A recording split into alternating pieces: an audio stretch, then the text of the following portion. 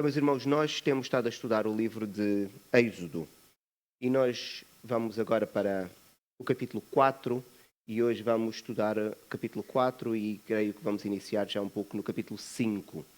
E nós vamos ter aqueles pontos que vos apresento, que são alguns sinais em que o Senhor vai poder demonstrar a Moisés de que Ele é o Senhor Todo-Poderoso e que não há limites e pode todas as coisas. Mesmo assim, vamos ver que Moisés não vai querer cumprir aquilo que é o mandamento, a ordem do Senhor, e vai arranjar uma série de desculpas para não ir para o Egito como o Senhor lhe tinha pedido. No entanto, mesmo assim, Moisés depois será convencido pelo Senhor e ele vai fazer a sua partida, vai ter um encontro com Faraó, vamos ver as consequências que vão sair deste encontro e depois vamos dedicar aqui alguns últimos slides a uma questão teológica que gera alguma controvérsia. E por isso, neste ponto, eventualmente haverão posições diferentes. Eu vou explicar quais são as duas posições existentes, mas, como sempre, eu quero sempre que os irmãos saibam qual é a posição que eu defendo e vou tentar justificá-la. E, antes de podermos avançar, é sempre bom nós lembrarmos aquilo que já vimos para que seja mais fácil seguirmos a partir daqui. Aquilo que nós vimos até agora foi que Moisés foi educado na corte. Moisés era uma criança israelita, a filha de Arão e Joquebede, só que por causa da lei que todos os meninos tinham de ser mortos, os pais de Moisés protegeram-no de alguma forma, mas chegou a um ponto que já não era possível e aos 3 meses então colocaram naquela arca, naquele barquinho pequenino, no rio Nilo e estava a filha de Faraó a tomar banho numa parte do rio e encontrou aquele barquinho que se dirigia e ela então abriu, viu que era uma criança e decidiu adotar aquela criança. Aquela criança, porque era uma criança ainda de colo, ela foi educada pela sua própria mãe, como vimos e até brincámos com a situação que aconteceu, o que significa que Moisés era uma criança israelita, foi educada nos primeiros anos da sua vida por alguém que era israelita, o que significa que aprendeu a língua, aprendeu bem a língua, mas depois, quando foi desmamado, foi levado para a sua mãe de criação, a sua mãe adotiva, que era filha de Faraó, e isso faz com que Moisés crescesse na corte e teve toda a educação que qualquer príncipe do Egito teria naquela altura. Por volta dos 40 anos, Moisés vai visitar o seu povo, os israelitas. E estas indicações temporais da Bíblia são importantes. Agora, imaginem, Moisés viveu como egípcio cerca de 37, 36 anos. É muito tempo. Isso faz-nos ter a convicção muito clara de que Moisés era um egípcio, socialmente falando. Ele conhecia a língua, ele conhecia tudo aquilo que tinha a ver com o Egito. Nesta visita que ele faz aos israelitas, ele depara-se com uma situação de injustiça. Um egípcio a maltratar um israelita e o que ele vai fazer é mata o egípcio. Por causa de ter morto este egípcio, mais tarde ele é descoberto e ele tem de fugir, porque o próprio Faraó também queria matá-lo, uma vez que foi cometido um crime contra um egípcio. E Moisés foge e vai para a terra de Midian, uma terra bem distante, para que o Faraó e qualquer outra pessoa do Egito não pudesse chegar até ele, e ele vai permanecer nesta terra durante 40 anos. 40 anos passam-se, a Bíblia não descreve muito, mas a pouca informação que a Bíblia nos dá é que Moisés foi um homem que viveu sem qualquer ambição.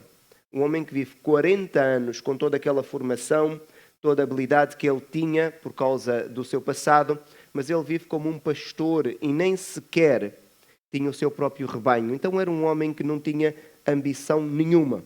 E ele vive ali 40 anos, e quando ele então tem 80 anos, porque há 40 anos que ele vive no Egito, mais 40 anos que ele vive em Midian, quando ele tem 80 anos, o Senhor aparece-lhe e diz para ele voltar para o Egito para libertar o povo de Israel. E é a partir daqui que nós vamos então iniciar. No encontro que o Senhor tem com Moisés, e o Senhor é muito claro e diz que Moisés deve regressar ao Egito para libertar o povo de Israel, Moisés vai tentar justificar-se e ele vai dizer: mas eis que não crerão nem acudirão a minha voz, pois dirão, o Senhor não te apareceu. Então Moisés tem aqui algum receio, que é legítimo. Como é que alguém vai acreditar que o Senhor lhe apareceu? Podia ser um louco que fosse lá, mas podia estar a mentir. Então Moisés tem esta dúvida e ele coloca o Senhor. Então o Senhor tem que arranjar uma maneira de poder deixar Moisés seguro. Então vai dar provas de que é todo-poderoso e que Moisés podia agora ir e fazer as mesmas provas para que os israelitas acreditassem. E o Senhor vai fazer esta prova e nós podemos encontrar em Êxodo, no capítulo 4, nos versículos 2 até 7. Eu pedi a alguém, por favor, que pudesse ler Êxodo capítulo 4, os versículos 2 a 7. Podem ler a projeção, é só para eu ganhar tempo para suar o nariz, ou poderão ler as vossas próprias Bíblias.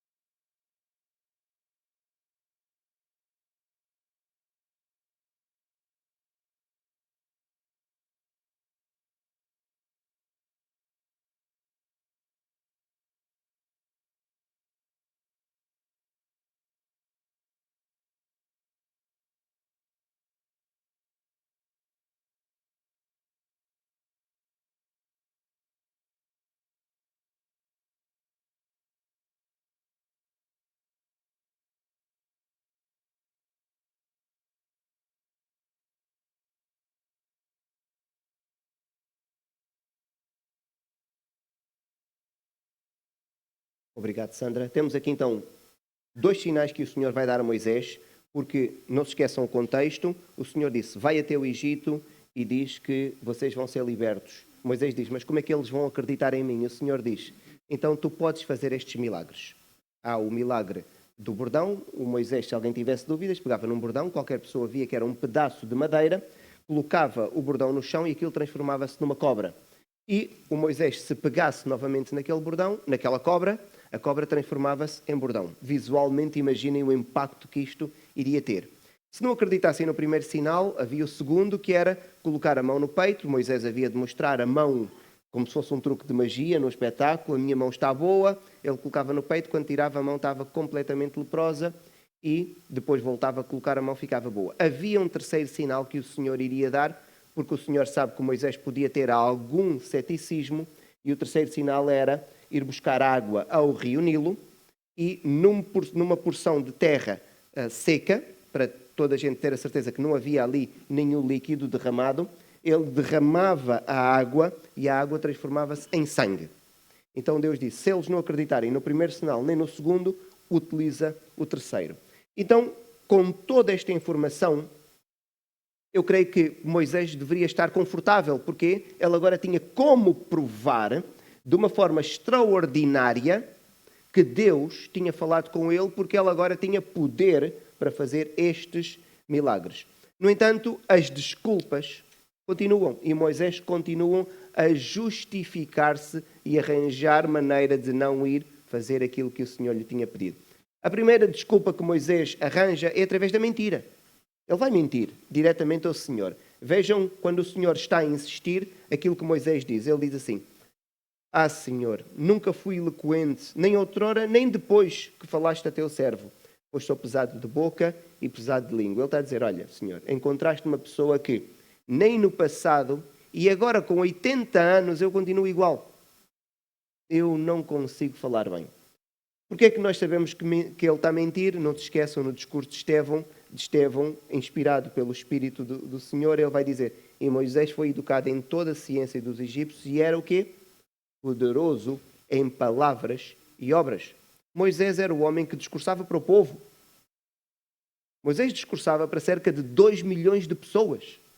Então era alguém que tinha que ter alguma eloquência, ele tinha que até dominar a arte da projeção da voz. Estamos até a falar do ponto de vista técnico.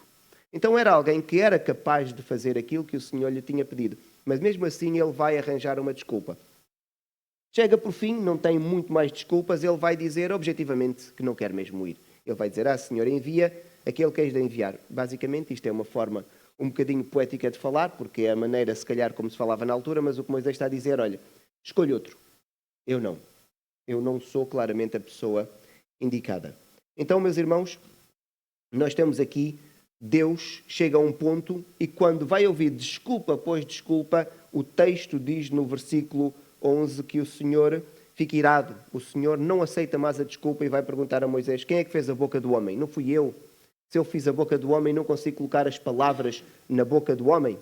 Então, Deus vai se irar contra Moisés por causa disso. E nós encontramos precisamente isto quando diz: então se acendeu a ira do Senhor contra Moisés e disse: não é Arão o levita, teu irmão? E o Senhor vai arranjar uma solução para que Moisés não se desculpasse mais. Mesmo depois do Senhor dizer: sou eu que faço a boca do homem, sou eu que meto as palavras na boca se quiser, mas se estás a utilizar esta desculpa, eu arranjo-te uma solução.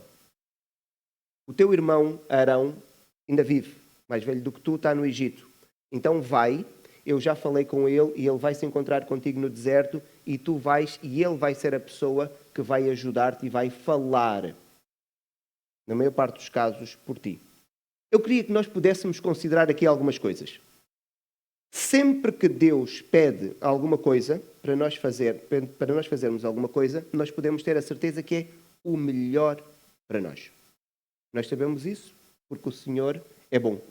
E o Senhor sempre quer o melhor para os seus servos ou para as suas criaturas. Deus cuida dos pássaros, muito mais vai cuidar de nós. O Senhor, quando pediu para Moisés ir ao Egito, pediu para ele ir com quem? Sozinho. Moisés criou uma série de dificuldades e o Senhor então teve que arranjar uma solução para o deixar confortável. Não era aquilo que o Senhor queria fazer. Então Moisés agora vai com quem? O Arão. O que significa que então ele passou agora a assumir uma liderança partilhada. Estão a perceber? Ele agora não vai assumir a liderança como Deus queria que ele assumisse. É como se Deus dissesse: está bem, se não queres ir sozinho, eu vou arranjar alguém. E nós sabemos que foi catastrófico. Arão foi aquele homem que, quando Moisés estava no monte, o povo começou a pressionar, ele não teve a força de Moisés. E o que é que Arão fez? Fez um bezerro de ouro. E o povo prostituiu-se diante do bezerro de ouro. E Arão desculpou-se. Eles fizeram tanta pressão que eu não resisti.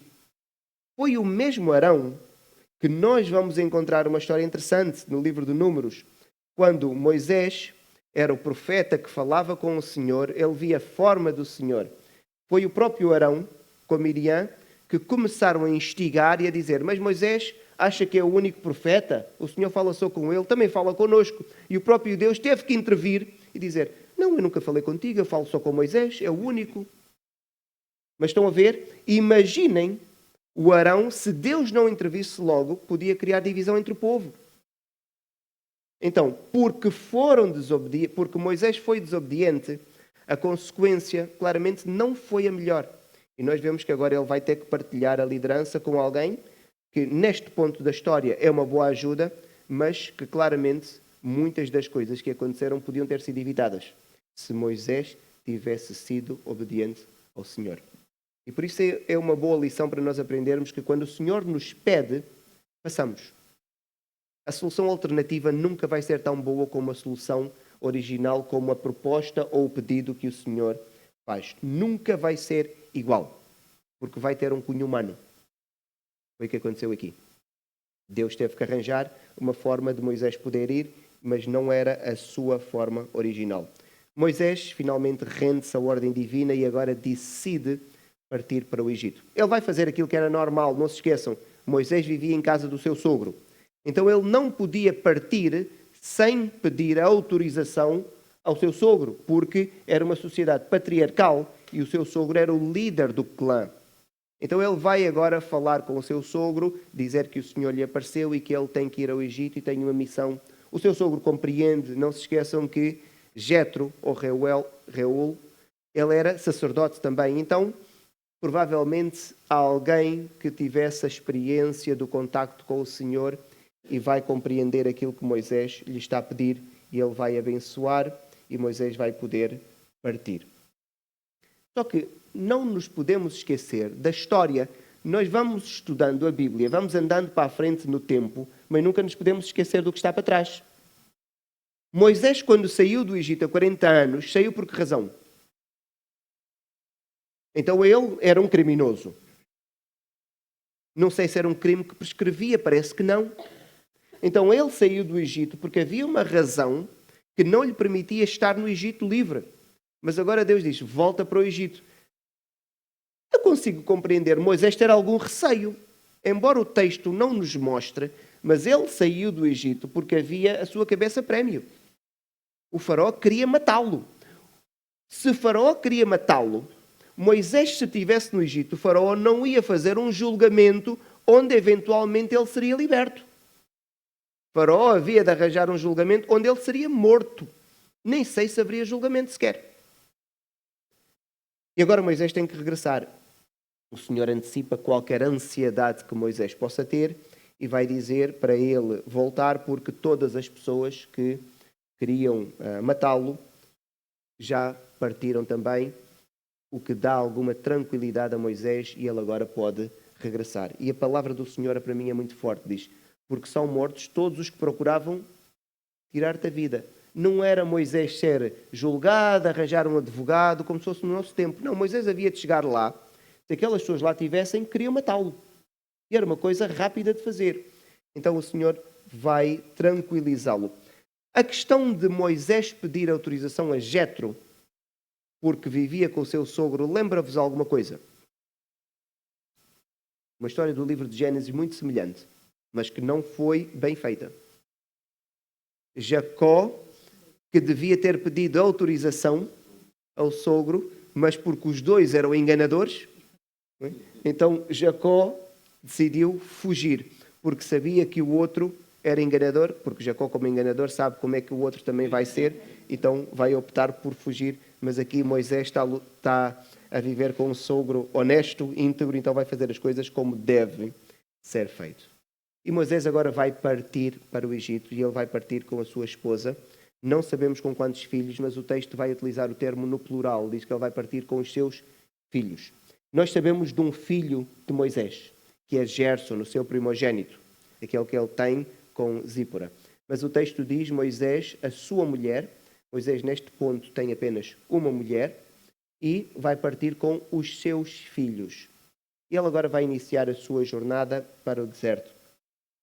E levava o bordão, porque ele tinha que levar, como pastor era um objeto que ele tinha sempre perto de si, e porque era aquele bordão que ele iria utilizar para fazer prova, através de um sinal, de que Deus lhe tinha aparecido. Durante esta viagem, nós encontramos uma passagem que é muito difícil de interpretar. Há muitos pormenores que nós não temos, que a Bíblia não nos dá, e fica muito difícil. Mas convém nós vermos o que é que este episódio nos diz e aquilo que nós podemos aprender dele. Porque eu creio que podemos tirar grande ensinamento deste episódio, mesmo sem todos os pormenores. Eu acredito que se Deus omitiu os pormenores é porque eles não eram particularmente importantes para nós. Caso contrário, Deus não iria tirá-los das Sagradas Escrituras. E diz assim, estando Moisés no caminho, numa estalagem, encontrou o Senhor e o quis matar. O Senhor quis matar Moisés, mas o Senhor tinha chamado Moisés. Moisés disse que não queria ir e o Senhor quase lutou com ele em termos de argumentação para ele ir para o Egito. Agora que ele está a obedecer, o Senhor quer matá-lo. Não sabemos como é que o Senhor apareceu. Não sabemos como é que o Senhor lhe disse que lhe queria matar, porque eu fico a pensar, mas se o Senhor quer matar, mata. Nós não sabemos. Há aqui uma série de pormenores que o texto não nos diz. Mas sabemos apenas factual que o Senhor o queria matar. Porquê que o Senhor o queria matar? Esta é a pergunta. Temos que tentar compreender a razão pela qual o Senhor o queria matar. O texto é muito claro. O texto diz-nos a razão. E isto deve-se ao facto de Moisés ter tido o seu filho mais velho. Ali diz filhos. Moisés teve vários. Não sabemos se teve um filho, Gerson, e filhas, ou se teve Gerson e outros filhos. O texto também não nos diz. Estão a ver aqui muita informação que falta. Mas aquilo que o texto nos diz é: então Zípora tomou uma pedra aguda, uma espécie de faca rudimentar que eles tinham naquele tempo, cortou o prepúcio de seu filho, lançou-o aos pés de Moisés e lhe disse: sem dúvida, tu és para mim esposo sanguinário. Assim o Senhor o deixou. Então ficamos a perceber que o Senhor queria matá-lo porque ele não tinha circuncidado o seu filho. Porque havia uma ordem que o Senhor tinha dado, e o Senhor deu logo ao primeiro patriarca, Abraão, e disse que todos os descendentes de Abraão tinham que ser circuncidados. Mas Moisés não tinha circuncidado o seu filho mais velho. O seu filho mais velho, nesta história, ele já devia ter mais de 20 anos. Moisés tinha fugido há 40 anos. Ele é hospedado em casa de Jetro. Jetro oferece-lhe a filha por esposa. Não sabemos quando, mas provavelmente foi algum tempo depois de ele estar ali a trabalhar. Jetro conhecer um pouco mais, oferece a sua filha. Ele está lá há 40 anos, acreditamos que Gerson já teria alguma idade. Mas a questão, para mim, mais intrigante é, se Gerson já não era nenhuma criança, por que é que o Senhor não o matou antes? Vamos imaginar que Gerson tinha 20 anos. Se Gerson tinha 20 anos, há 20 anos que Moisés não o tinha circuncidado. Por que é que o Senhor não o matou antes? E esta é a pergunta. Porque o Senhor queria matá-lo agora, mas ele não circuncidou desde que Gerson nasceu até agora. Por que é que o Senhor não o matou antes? E eu acredito que é aqui que nós devemos ter muita atenção. Quando é que foi o primeiro encontro de Moisés com o Senhor? Na sarça. O Senhor apareceu-lhe e diz aqui, Moisés não sabia quem era, e o Senhor diz assim, eu sou o Deus do teu pai, o Deus de Abraão, de Isaac e de Jacó. Moisés escondeu o rosto porque temeu olhar para o Senhor. Moisés nem sabia o procedimento, o Senhor é que disse, tira as sandálias, ele não sabia. Ele sabia porque os pais lhe disseram, quando ele era bebê pequenino. Ele sabia que havia o Senhor, o Deus de Israel, mas ele não sabia quem era, ele nunca tinha tido um encontro, mas agora teve. E encontramos então aqui uma diferença muito grande. Antes dele conhecer bem o Senhor não o matou porquê? Era alguém que não tinha muito conhecimento, era só uma pessoa que sabia quem Deus era. Mas ele agora teve um encontro com o Senhor e ele tinha a prova de que o Senhor era Deus. E ele sabia que ele tinha que circuncidar o filho, porque Zípora circuncidou rapidamente. Porquê que Zípora circuncidou? Porquê que Zípora sabia que tinha a ver com a circuncisão?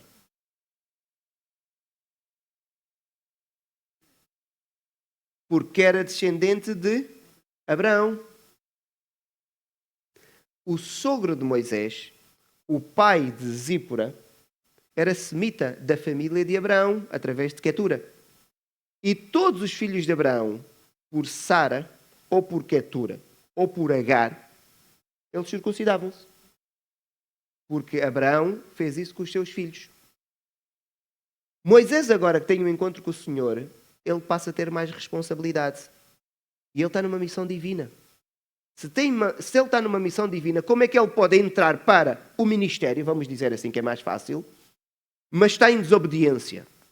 Não é compatível. Então Deus vai tratá-lo de uma forma em que pede que ele tenha mais responsabilidade. E é assim que Deus trabalha connosco.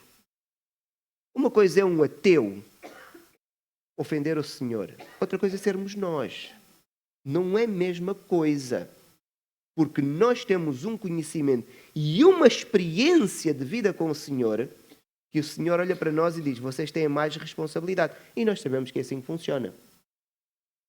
Uma coisa é um cidadão normal mentir. É mau.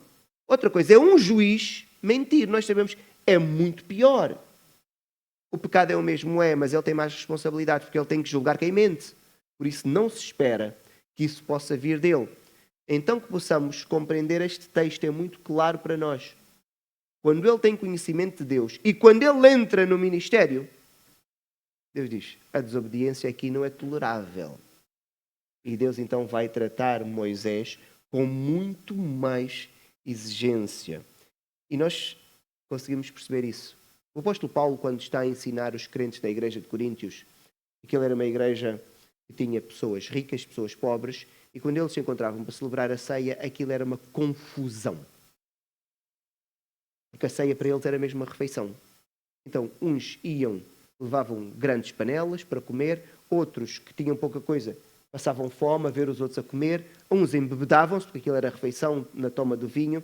O apóstolo Paulo depois diz assim, examine-se, pois, o homem a si mesmo, e assim coma do pão e beba do cálice. Pois quem come e bebe sem discernir o corpo, come e bebe juízo para si. Certo? Ele está a dizer, cuidado, vocês quando estão a celebrar a ceia, é bom que cada um se examine. Porque quando vocês estiverem a celebrar este momento, o Senhor está presente. E vocês sabem quem é o Senhor. E vocês sabem quem é o Senhor. E agora o apóstolo Paulo, quando vai continuar, diz assim: eis a razão porque há entre vós muitos fracos e doentes. E não são poucos os que dormem. Ou seja, há muitos que o Senhor matou. Não vamos entrar na teologia barata. Porquê que o Senhor não anda a matar ateus quando ficam bêbados? Mas porquê que matava os próprios crentes? Porque eles tinham mais responsabilidade e tomavam a ceia indevidamente. Profanavam o nome do Senhor. Então o Senhor olhava para eles e dizia: de vocês eu não posso aceitar isto, porque isto é uma ofensa direta contra o meu nome. Vocês sabem aquilo que é correto. Então o Senhor de nós é de mais responsabilidade. E é bom que nós pensemos nisto com seriedade. Nós devemos pensar nisto com seriedade. O Senhor não está à espera que um descrente venha à reunião de oração. Mas o Senhor está à espera que nós estejamos lá. Porque quando nós dissemos que somos crentes, nós também dizemos, e todos nós, é importante orar entre irmãos. Ok. E o Senhor então vai dizer: então faz. Não és obrigado a estar aqui nesta igreja, mas se queres estar, então faz. E o Senhor olha para nós de uma forma muito mais exigente. Aquele episódio marcou. Nós não sabemos exatamente o que é que acontece, mas acreditamos que Zípora não continuou a viagem com Moisés. Por que é que dizemos isso? Porque Moisés estava aí para o Egito com a sua família, não é? Acontece este episódio, não sabemos mais nada da família de Moisés. Só algum tempo depois, Moisés vai se reencontrar com a família. Isto indica-nos que houve um momento de separação entre Moisés e a sua família e acreditamos que pode ter sido neste momento. Zípora teve medo de continuar a viagem, então regressou para a casa do seu pai, porque a família de Moisés depois é levada para Moisés pelo seu próprio sogro.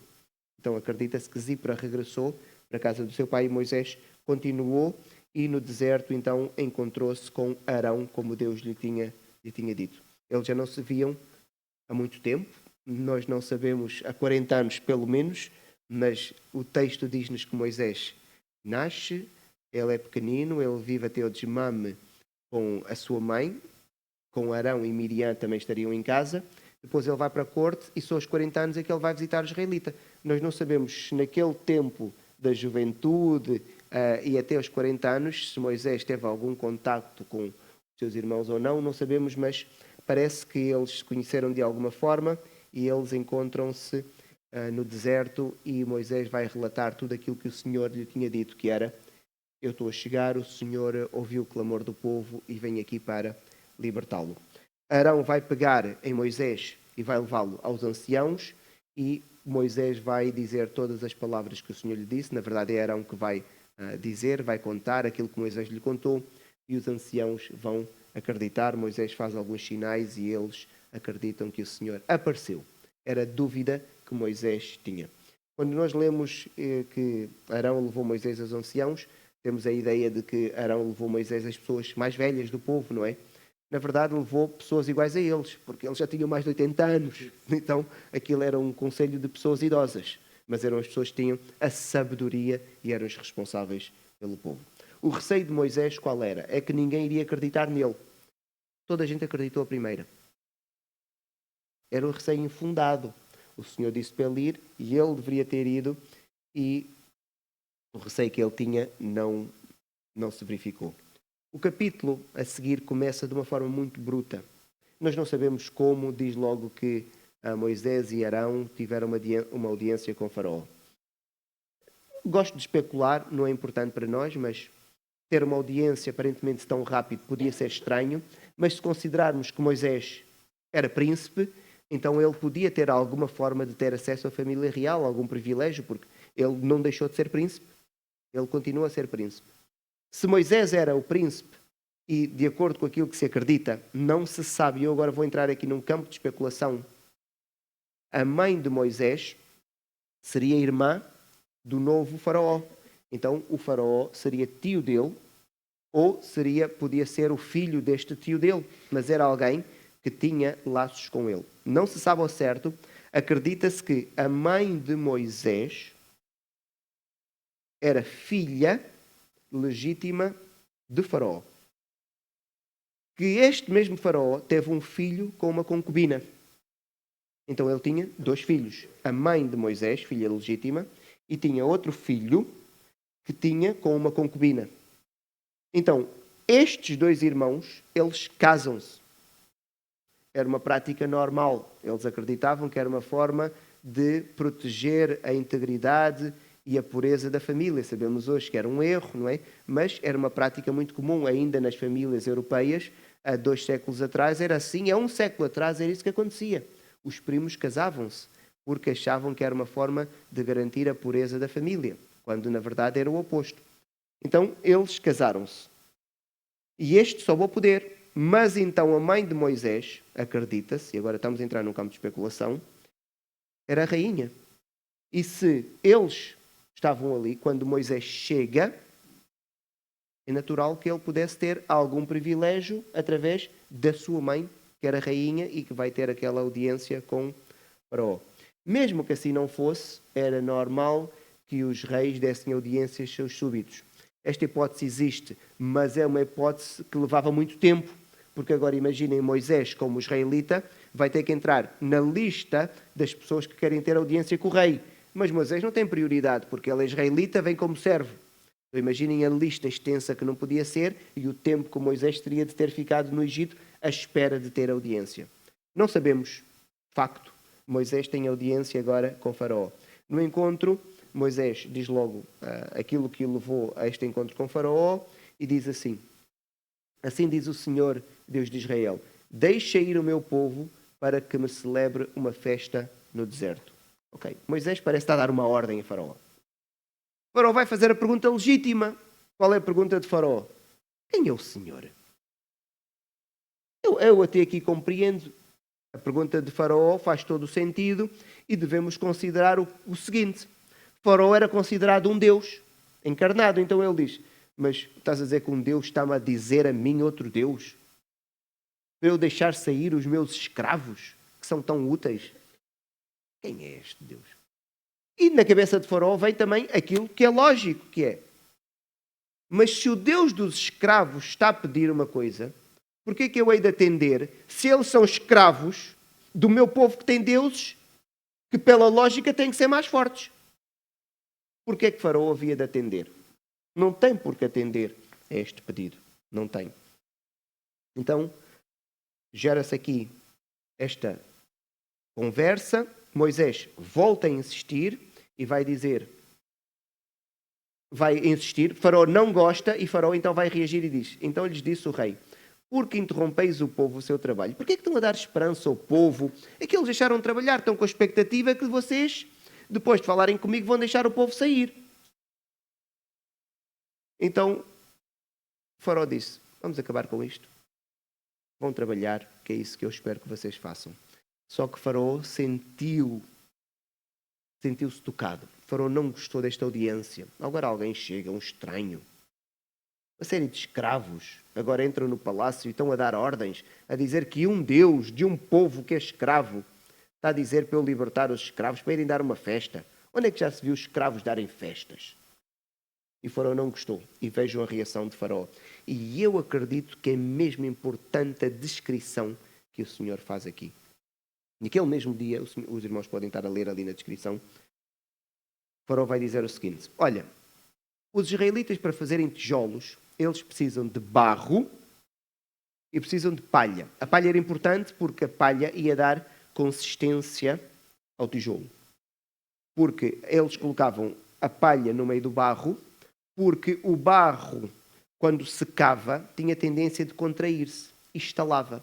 E a palha ajudava que o processo de secagem fosse mais uniforme, para não partir em zonas que secava primeiro. Então era um processo de secagem uniforme, porque se não for uniforme, as zonas que secam primeiro, o que é que vão fazer? Vão contrair-se. As zonas que não secaram, que secaram depois, não se vão contrair, então temos um material com forças de tensão diferentes nele próprio. E por isso é normal que aquilo ficava quebradiço. Então a palha ajudava o processo de secagem a ser uniforme e dava consistência ao tijolo. Um bocadinho parecido com o esqueleto, que vai dar consistência ao nosso corpo. Se eu tirar o esqueleto, o meu corpo não se consegue suster. Então a palha ajudava a dar alguma sustentação. Quando os israelitas tinham que fazer os tijolos, os egípcios davam o barro e davam a palha. E os israelitas só tinham que fazer os tijolos, e era o trabalho para o dia inteiro.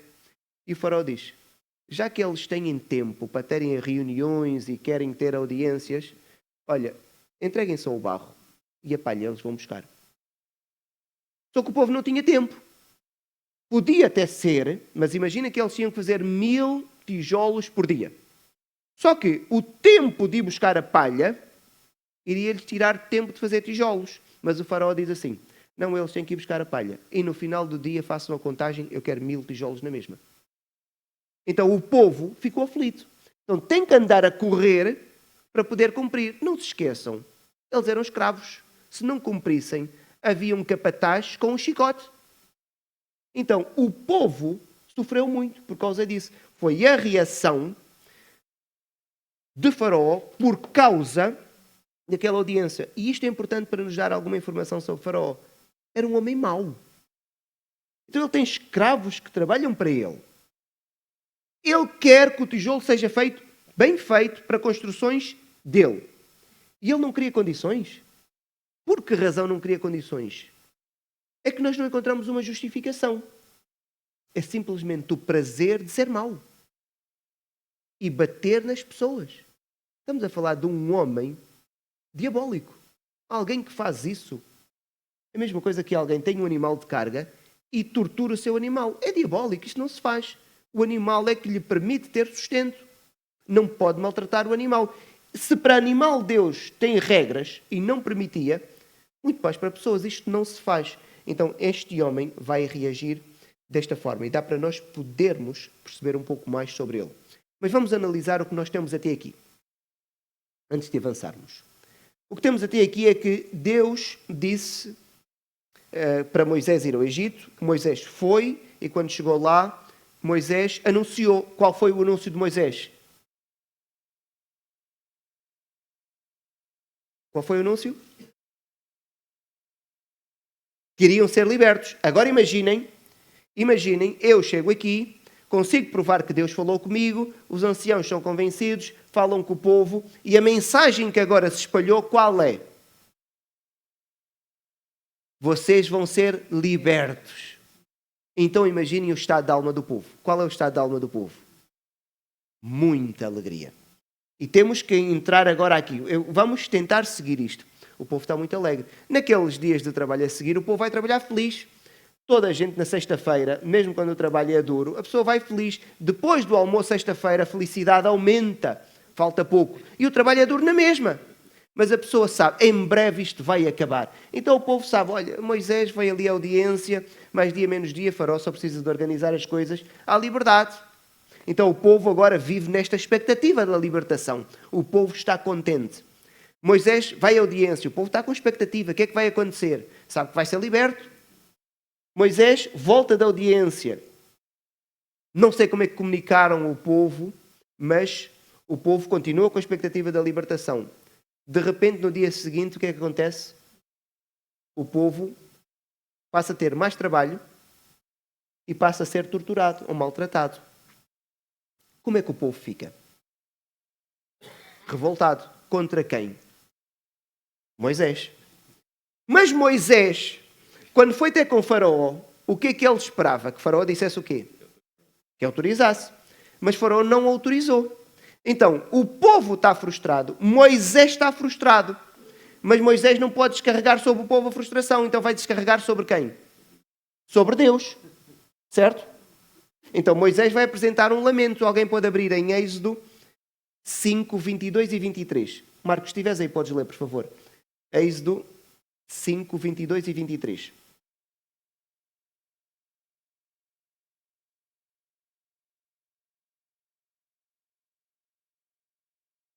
Agora estão a ver a acusação de Moisés. Moisés está a fazer uma pergunta, mas em tom de acusação. Porquê é que trouxeste isto contra o povo? Moisés não perguntou ao Senhor, foste tu que trouxeste? Não, ele diz, porquê é que tu trouxeste isto que o povo está a viver agora?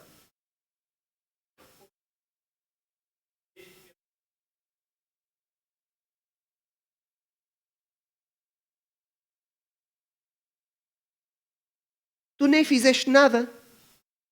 É uma acusação muito forte. Agora, a pergunta a fazer é: Moisés teria razão para protestar contra o Senhor? Eu sei que a nossa primeira reação é dizermos já que não. Mas porquê que não? O Senhor não disse que ia libertar? Exatamente. E isto aqui é importante para nós.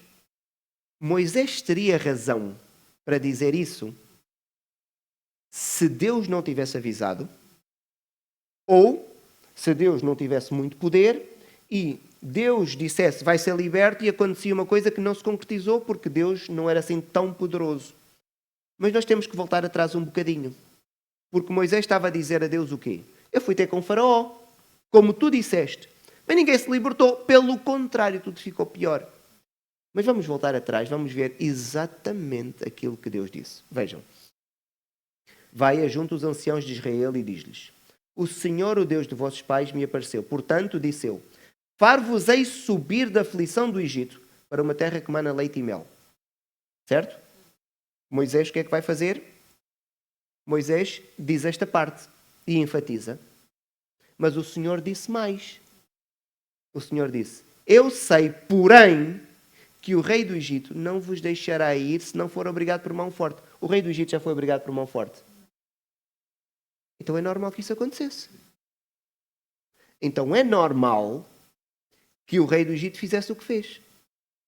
Então o que acontece aqui é que Moisés ou omitiu ou o povo não deu atenção a esta parte. E é isto que nós fazemos muitas vezes. Ouvimos a palavra do Senhor, aquela que nos convém. Só queremos ouvir a parte que nos convém. A outra parte, nós não queremos ouvir. Por exemplo, a Bíblia diz: jejuai e orai. Nós pensamos, orar consigo. Jejuar é difícil. A maior parte das pessoas não jejua porquê? Porque é difícil. Mas, ou seja, estou a obedecer a parte da oração. E o jejum. Estou a dar um exemplo simples, só para nós podermos perceber, não é? Porque não é opção. Porque o Senhor Jesus, quando diz quando jejuarem e orarem, se diz quando, é porque isto vai acontecer. Como podíamos usar noutros exemplos da nossa vida. Nós só queremos a parte que nos agrada. A parte de ser liberto é muito boa. Mas a parte de que as coisas vão piorar, ninguém... Mas Deus foi honesto. Deus foi honesto. Então não havia razão nenhuma para admiração. Só que Moisés foi como nós. Escuta parcialmente aquilo que Deus diz. E sempre que nós fazemos uma escuta parcial do que Deus diz, ou uma interpretação parcial das Escrituras, vamos perceber que nunca vai correr bem. E a consequência é o mesmo que aconteceu com o povo. Frustração. Frustração. Sempre. Porque nós devemos escutar tudo aquilo que Deus disse. Se Moisés tivesse escutado bem e tivesse contado, olha, eu vou ter com o Faraó, ele não vai deixar sair. Vocês já o conhecem. Vocês já vêm aqui com ele. Ele vai ser mau. Mas a seguir Deus vai intervir. E Deus vai fazer com que vocês saiam. O povo sabia. Preparava-se. Quando Moisés foi, era, olha, preparem-se, amanhã isto vai ser duro. O povo estaria preparado. Não ficava mais fácil. Mas o povo estava preparado. E é isso que nós, muitas vezes, temos frustrações porque estamos à espera de coisas que Deus nunca disse que nos ia dar. Mas nós achamos. E interpretamos mal as Escrituras. Buscar primeiro o reino de Deus e o que é que diz a palavra? E todas as coisas? Não. E as demais. O que é que são as demais? Vamos ler o texto. Ou, e estas coisas em algumas versões. Porque o texto está a dizer algumas coisas que Deus nos vai dar. Só que nós lemos mal. Buscar primeiro o reino de Deus e a sua justiça. E todas, a riqueza, o carro... Não. As demais, se lerem o texto, fala de comida e roupa. Mais nada. Se eu interpretar mal, o que é que vai acontecer? Fico frustrado. Deus não me deu a casa e o carro. E o emprego. Mas Deus nunca disse que vai dar emprego. Nem casa, nem carro. Deus diz, buscai, façam o que é certo. E as demais, que está no texto... Porque está a dizer que é o essencial, que é comida e vestido, Deus vai dar. façamos uma leitura completa do texto para interpretarmos bem o texto, para não termos frustrações.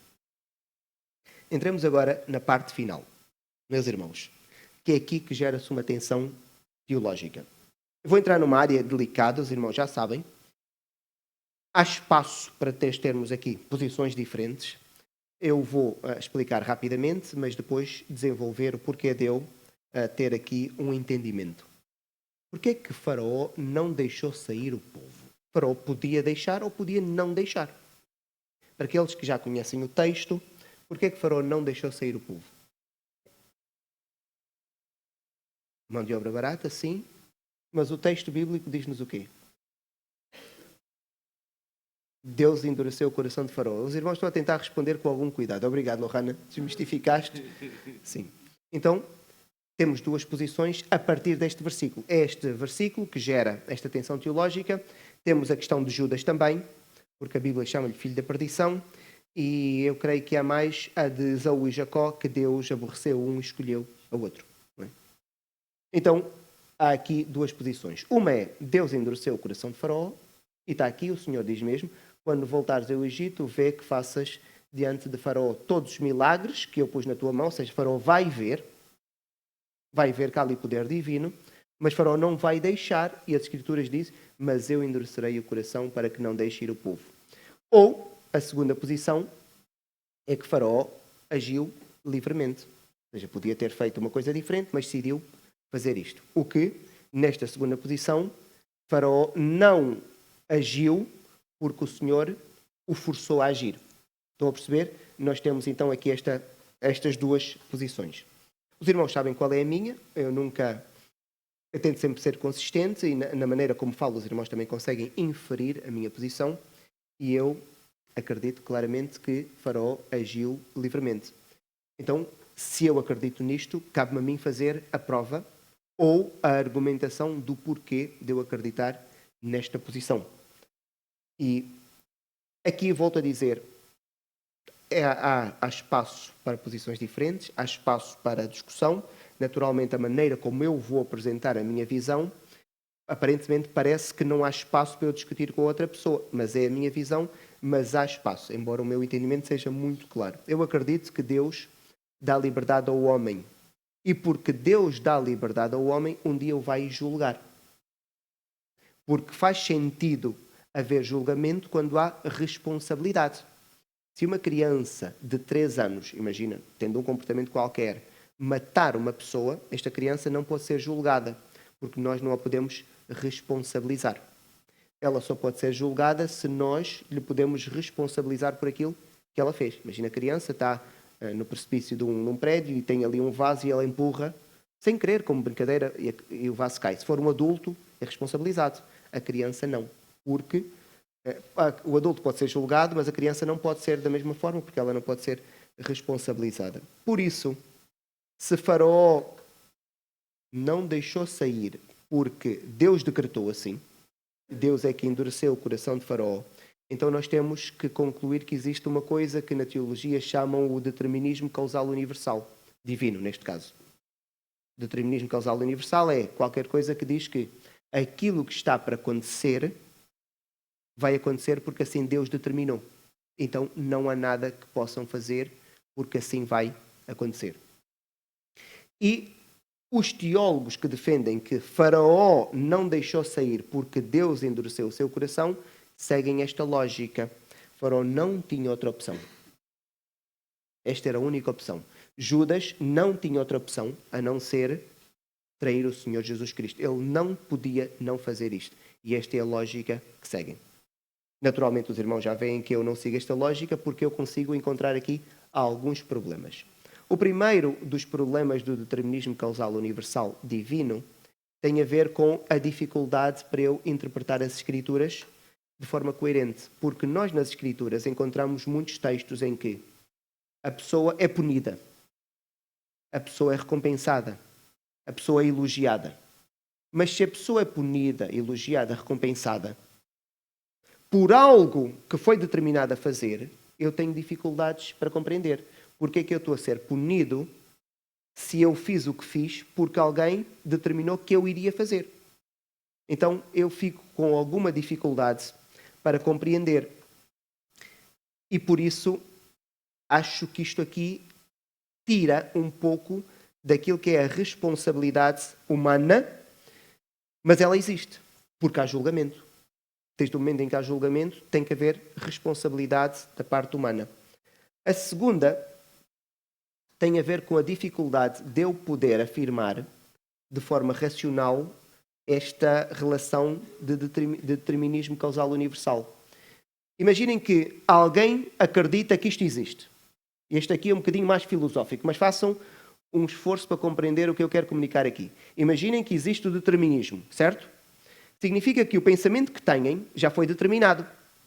Então, na verdade, os irmãos não acreditam que existe determinismo causal universal. Porque alguém meteu na vossa cabeça aquilo que vocês estão a pensar. Então, vocês, na verdade, não acreditam naquilo que dizem. Vocês simplesmente estão a dizer aquilo que alguém já colocou na vossa cabeça.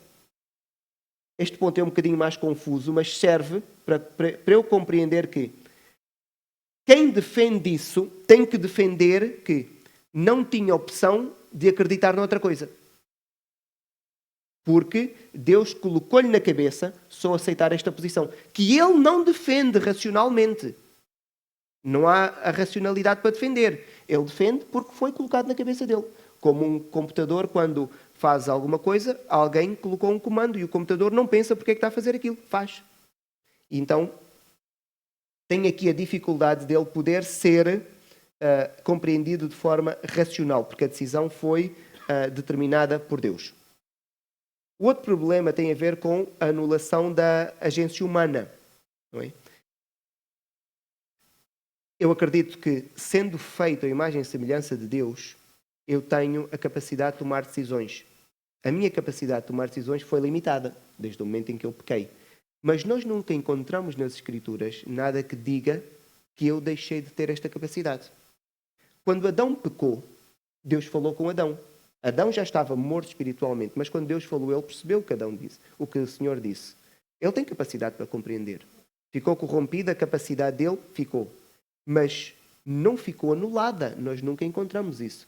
Quando Caim pecou no seu pensamento, porque estava desagradado porque o Senhor aceitou o sacrifício do seu irmão Abel e não o seu, ele estava em pecado, ele estava caído, morto espiritualmente.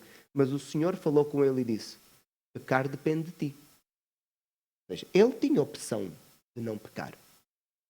Ele podia agir livremente. Havia uma agência humana que lhe permitia ele agir, porque foi o próprio Deus, e nesta passagem é interessante, porque foi o próprio Deus que falou com ele.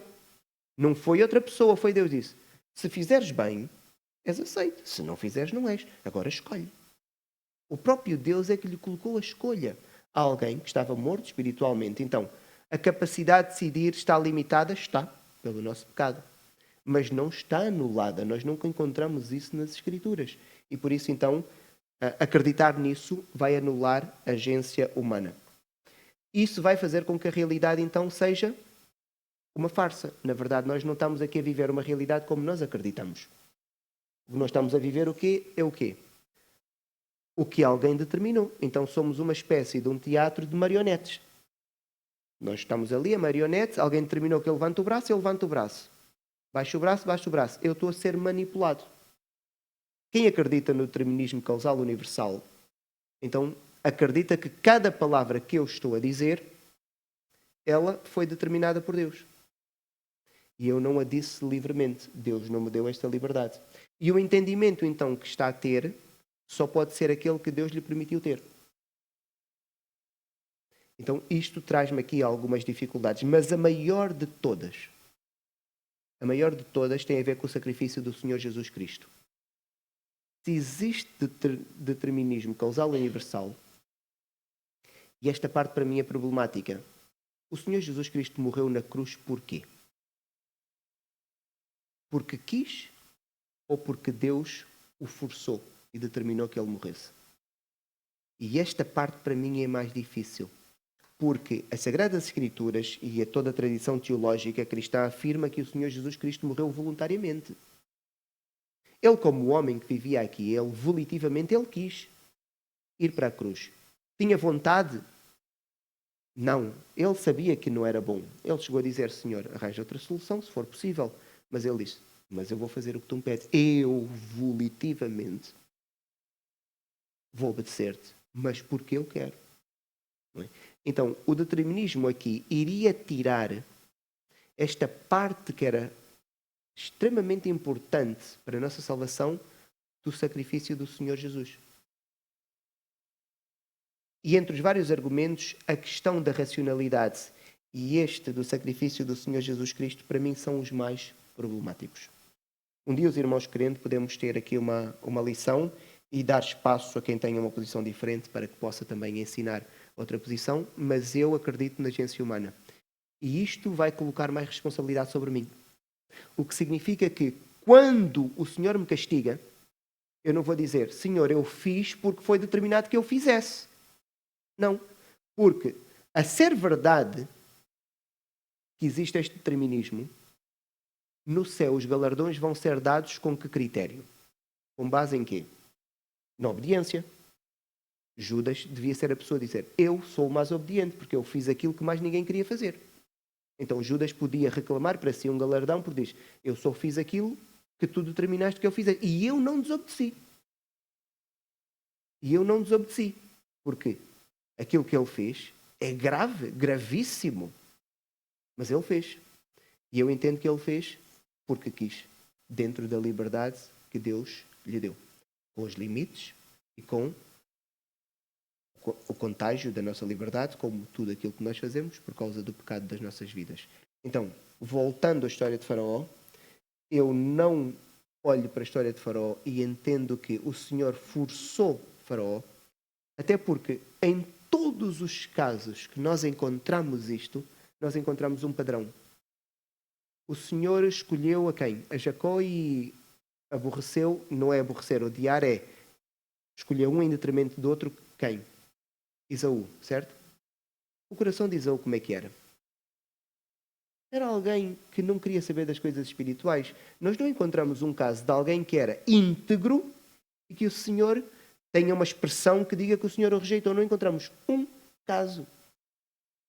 Porque aí seria para mim a prova de que havia determinismo. Mas todos os casos em que nós encontramos essas expressões que nos podem induzir ao determinismo, todos os casos eram maus. Judas era ladrão, enganador, manipulador. Quando ele vê alguém a derramar, vejam o discurso dele para contaminar os outros à sua volta. E é um provérbio que diz que a pior coisa que pode fazer é alguém criar contendas entre irmãos. E ele estava a tentar gerar contendas contra o mestre. Era alguém conflituoso. Esaú era um homem displicente que casou com uma mulher para provocar os seus pais. E este homem, Faraó, tudo o que a Bíblia nos aponta, de bom nada tinha. Não é? Então, também não encontramos nenhuma passagem em que nós encontramos uma expressão que nos possa induzir a isso, a alguém que era efetivamente bom, por exemplo, como Jó, Noé, ou mesmo Daniel. E isto então faz-me acreditar nisto, meus irmãos. Não temos tempo para discussão, mas se alguém quiser, estarei disponível para podermos falar sobre isso.